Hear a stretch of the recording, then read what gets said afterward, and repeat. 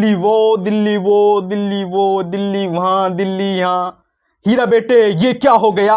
तो ये वही हो गया भाई दिल्ली के साथ में। पता नहीं किस तरीके की बैटिंग बॉलिंग आज दिल्ली के द्वारा की गई है, मतलब कुछ मुझे आइडिया नहीं हो रहा बिल्कुल भी। क्योंकि आप देखोगे अगर तो इनके स्पिनर्स ने इतनी अच्छी क्वालिटी बॉलिंग की है दिल्ली वालों ने, और बॉलर्स ने जो इनके फास्ट बॉलर हैं उन्होंने भी बढ़िया बॉलिंग की है, लेकिन फिर भी अच्छी बॉलिंग करने के बावजूद भी इन्होंने 200 रन लगवा दिए, 204 रन लगवा दिए, 205 रन का टारगेट लिया अपने ऊपर। लेकिन एक चीज और समझ में नहीं आ रही मुझे फिर भी, आप देखो अगर तो कोलकाता की तरफ से इतनी अच्छी बैटिंग भी नहीं हुई ज्यादातर, लेकिन फिर भी ये इतने पहुंच गए। आप मान के चलो अगर तुम कोलकाता के देखो, अगर इनका पावर प्ले देखो तो इन्होंने शुरू में धुआं उठा दिया, बिल्कुल तगड़ा उठा दिया। पावर प्ले में 79 रन करे इन्होंने, एक विकेट गया गुरबाज का, वो भी इस तरीके का विकेट गया इनका कि मतलब जो आप 10 बार अगर बॉल ऐसी तरीके की करते हो तो भाई एक आध बारी आउट हो गए। क्योंकि भाई जब वो इस तरीके से बल्ला लगता है ना, नीचे जमीन पे भी लग सकता है, वो कहीं पे भी लग सकता है, बॉल नीचे भी टकरा सकती है, तो वो थोड़ा मैं कहूँगा गुरबाज के लिए अनलकी डिसमिसल ठहराव था वो। क्योंकि भाई हर बार इस तरीके से आउट नहीं होता कोई भी, क्योंकि अगर बल्ला बॉल पे लग जाता है तो सीधा चौके की तरफ ड्राइव चली जाती है, वो फुल कीपर के साइड में से निकल के बिल्कुल। तो इस तरीके का अनलकी डिसमिसल था वो। लेकिन फिर भी इन्होंने यार 79 रन स्कोर किए, लेकिन दिल्ली फिर आती है प्लान में, क्योंकि इनकी बॉलिंग आती है स्पिनर्स की। क्योंकि पावर प्ले के तुरंत बाद ही इनकी जब स्पिनर्स आते हैं, जब विपराज निगम आते हैं, अक्षर पटेल आते हैं, तो वे दिखाते हैं अपनी क्वालिटी। और विपराज तो भाई इस तरीके का हीरा चल रहा है, मतलब स्टार्ट आईपीएल के इतिहास का या इस वाले का 2025 का, मतलब इस तरीके की गोल्डन आर्म है उनकी। तो मतलब जो अगर तुम्हें दिख रहा है कि ये बड़ा प्लेयर है, और विपराज निगम को भाई तुम अपनी लगा दो बॉलिंग पे, तो वो अपना आप ही उसे आउट करके दिखा देगा तुम्हें 2-3 बॉल के अंदर अंदर ही। तो विपराज निगम तो इस तरीके की बॉलिंग करा रहा है इस सीजन में, शायद मेरे ख्याल से पहली बार ये आईपीएल, मुझे पता नहीं है उनके बारे में ज़्यादा कुछ, तो मैं तो पहली बार ही सोच रहा हूँ कि पहली बार ही है। लेकिन भाई बहुत तगड़ी बॉलिंग हो रही है दिल्ली की तरफ से, और उसमें सारा योगदान भाई स्पिनर्स का। फिर अक्षर पटेल का देखो कितना बड़ा योगदान है।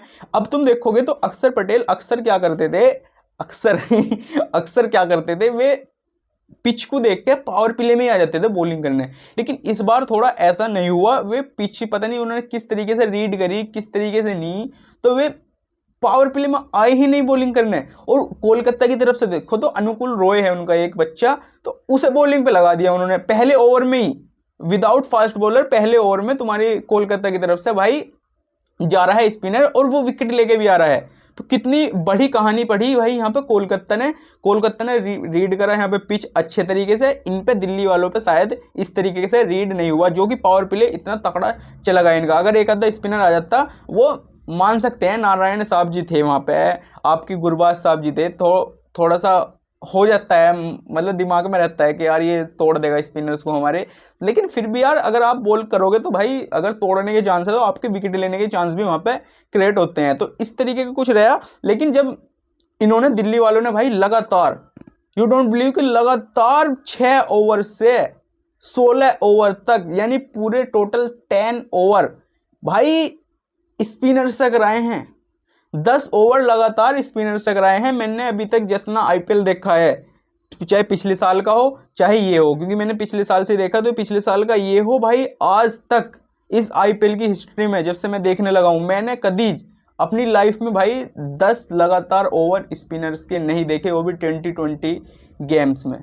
तो ये बहुत तगड़ा डिसीजन था अक्षर पटेल का, जो कि मैं कहूँगा एक तरीके से ठीक ठाक साबित रहा, ठीक ठाक। क्योंकि अगर आप देखोगे तो 15 ओवर के बाद, पहले 10 ओवर की बात करते, 10 ओवर के बाद इनके 117 पे 4 आउट हो गए, यानी ठीक ठाक। किस लिए साबित हुआ भाई, यहाँ पे इन्हें विकेट मिली जो इन्हें जरूरत थी। क्योंकि एक ओवर में 2 विकेट तो अक्षर पटेल ले गए, और 1 विकेट भाई अपने विपराज निगम जी ले गए थे, तो 4 विकेट यहाँ पे हो गए, एक पहली पावर प्ले में गिर गया था इनका। तो इस तरीके का इनका हुआ। लेकिन फिर क्या 15 ओवर में आते आते इनके कोलकाता नाइट राइडर्स के विकेट गिरे लेकिन भाई इन्होंने अपना रन रेट नहीं गिरने दिया, क्योंकि जब पावर प्ले में इतना हाई रन रेट चला गया तो नीचे फिर गिरने का मैटर बनता ही नहीं था। तो सेम चीजें इन्होंने करी, 159 स्कोर करे और एक भी विकेट नहीं गवाया। इसमें जो सबसे अच्छी पार्टनरशिप चली वहां पे रघुवंशी के साथ में रिंकू सिंह की 35 कुछ समथिंग रन की पारी और अपने रघुवंशी साहब की 44 रन समथिंग की पारी इस तरीके से आई। लेकिन यहाँ पे जो रघुवंशी है और रिंकू सिंह है थोड़ा और एक्सेलरेट करना चाह रहे थे, क्योंकि अब जब 15 ओवर हो जाएं आपके पास तो तुम चाहोगे ही कि थोड़ा एक्सेलरेट करें और थोड़ा कंट्रोल में लाए इनिंग को और रन स्कोर और कर सके। तो वहां पे जैसे ही उन्होंने एक्सेलरेट करना चाहा और रिंकू सिंह का जो डिसमिसल हुआ, मैं ये कह रहा हूँ अगर वहां स्टार्क ना होता तो अगर कोई और होता हमारी कंट्री का होता कोई, तो वो कैच नहीं हो सकता था। क्योंकि अगर आप देखोगे तो रिंकू सिंह का जो कैच हुआ है भाई वो हाइट पे था, थोड़ा हाइट पे था। स्टार्क करीबन 6-6.5 फुट का है और थोड़ा उछल के जब कैच लिया है उसने, तो आप बिलीव कर ही सकते हो कि भाई किस तरीके का कैच था और किस तरीके का वो शॉट भी था। तो 6 भी हो सकता है, लेकिन किस्मत साथ नहीं देगी आपका, तो फिर वही होना है। किस्मत तो साथ वैसे कोलकाता के बैटर्स को बहुत मिली है किस्मत का साथ, तो जिस तरीके की चमीरा नाम के बॉलर हैं एक इनके पास श्रीलंका के, तो उन्होंने एक अच्छी बॉलिंग मैं कहूँगा बाद में आके थोड़ी अच्छी बॉलिंग करी, लेकिन फर्स्ट ओवर में जब आपको 25 रन पड़ जाए तो आपका दिमाग चलना बंद हो जाता है भाई कि ये क्या हो रहा है। तो इस तरीके से इनका रहा। लेकिन 16वें ओवर में भाई 9 रन इनके कोलकाता के, 17वें ओवर में आते 7 पे 7 रन बनाए, 1 विकेट भी गया यहाँ पे रघुवंशी का। फिर अगले ओवर में 18वें में 6 रन 1 विकेट वो रिंकू सिंह का गया। फिर 19वें ओवर में 14 रन और फिर 20वां ओवर एक इस तरीके का ओवर रहा आज के मैच का, मैंने आज तक अपने लाइफ में कभी नहीं देखा। क्योंकि आप देखोगे फर्स्ट बॉल पे स्टार्क की आंद्रे रसल भाई 6 लगाता है और सेकंड बॉल वाइट होती है, लेकिन वाइट का रिव्यू लिया जाता है। वो फिर थर्ड बॉल फेंकना होता है, फिर वो वाइट नहीं दी जाती तो आंद्रे रसल रिव्यू लेता है, फिर बॉल फेंकना होता है, फिर वाइट होती है, फिर रिव्यू लिया जाता है। मतलब 3 लगातार रिव्यू और उसके बाद भाई विकेट भी होता है, फिर एक और विकेट होता है, स्टार्क हैट्रिक पाता है। अगली बॉल पे जो सेकंड लास्ट बॉल थी उस पर विकेट होता है इस तरीके का रन आउट वाला, मतलब शॉट मारता है शायद रोमन आंद्रे रसल नहीं, कोई कौन था आंद्रे रसल तो नहीं थे, आंद्रे रसल के साथ कौन था, हर्षित राणा भाई शॉट मारता है इस तरीके का, लेकिन रन लेते हैं जैसे तो विकेट पे बॉल लगती है, वहां पे आंद्रे रसल आउट हो जाते हैं। लेकिन नहीं भाई, स्टार को लगता है कि ये आउट है, क्योंकि भाई बल्ले के पास से बॉल गई तो एक और रिव्यू होता है। तो मतलब 4 रिव्यू एक ओवर में आज तक मैंने नहीं देखे।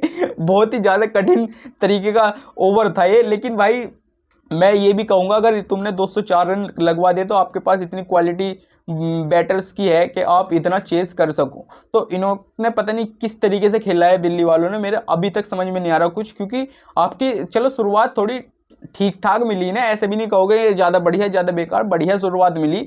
उसके बावजूद भी भाई तुम्हारे 10 के एवरेज से तुम रन बना रहे 11-12 ओवर तक, 110-11 ओवर में 109-110 के आसपास तुम्हारे रन हैं, तो फिर तुम्हें दिक्कत क्या थी? मतलब अगले 9 ओवर में तुम्हें कितने रन चाहिए थे?